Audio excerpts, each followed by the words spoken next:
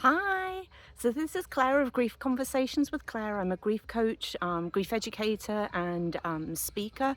I am a bereaved sibling, bereaved to my two grandparents and to my lovely dog Maggie. Now, if you've been following me, you would have seen that I was doing a series on types of grief, and I'm interrupting that with this episode because it's quite a poignant time for me, where we've just left the end of September and are coming into the beginning of October. This time of year, 2 years ago, I got the call home from my sister to fly from the US to England, where she was and where I'm originally from, to be with her because treatment had ceased working, and we were at that time. And so this year it's been really tough for me, those couple of weeks from when I got that call, flew home to her death anniversary that just passed, that is 2 years. This period has affected me more this year, and so I thought it was an ideal time to kind of talk about the timeline of grief. So I'm going to pop you down. I've got a box full of Kitty's sidewalk chalk, and I'm in a neighbourhood, so you might hear some neighbourhood backgrounds and stuff, and thought I would talk through the timeline of grief. So you'll see my hands and me a little bit in and a little bit out. So one of the other reasons this time is tough for me is it's the run into my birthday as well, and that gets really hard for me. So as I've said to in some of my videos, there is I have so much respect now for TV chefs. I did anyhow, but even more so now, because trying to cook and make videos is tough, as well as doing this now. So I'm going to try it with chalk, and we will see what happens and how that all goes. So there is what we think of as the timeline in grief, and what we're kind of told, and then what actually happens. So if I start with this, let's see, there we go, we want to be here.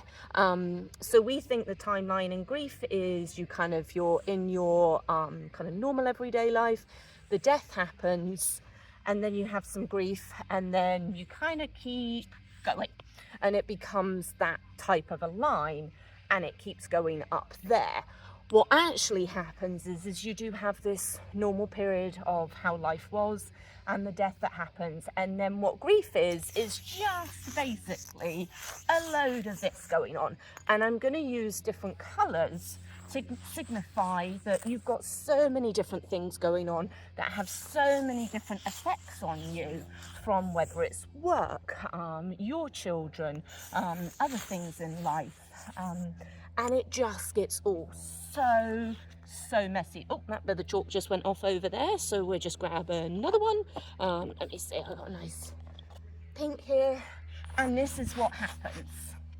And you can get kind of, in theory, what you feel like is further forward, and then you get brought all the way back to the tough stuff, and then you do this again, and then you get further forward. What can happen, which if I find, I think the white might show, is that you can have odd pieces that do tend to have an upward trajectory, and you might come back down a little bit, you may go back, but then your upward happens again. For me, I found that it was about July of this year what I consider the curtain switching. If I kind of tilt my head so you guys still see I'm here, the curtains kind of twitched for me around about July, which is about the 21-month mark for me, and that was quite interesting to see that happen. So that would have been midsummer for me, where I'm on sort of like the northern hemisphere, and I could feel my body moving differently. I could feel my brain processing things differently and feeling like I was less in all of this, and a few odd things were starting to get easier. And you'll hear me say not ever use the word easy or wonderful or anything. It's easier, it's better, it's things like that. So all with a smidge, but it's those tiny little incremental things. I think of it a little bit more like a dimmer switch on things as to how it goes. So I head into year 3. We're going to forge forward and see what that looks like. I have a lot of hope for 2025, which feels strange, a little unnerving, a little warming in places. So I have hope, and that feels nice to have a little hope.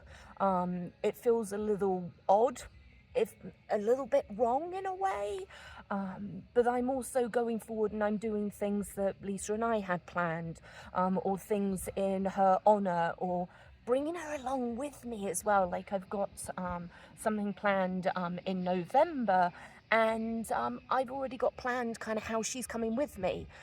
So this is what it actually looks like. None of this straight line up stuff. And I wish you guys all the best, and go forward with whatever your wiggly lines look like, and take good care of you.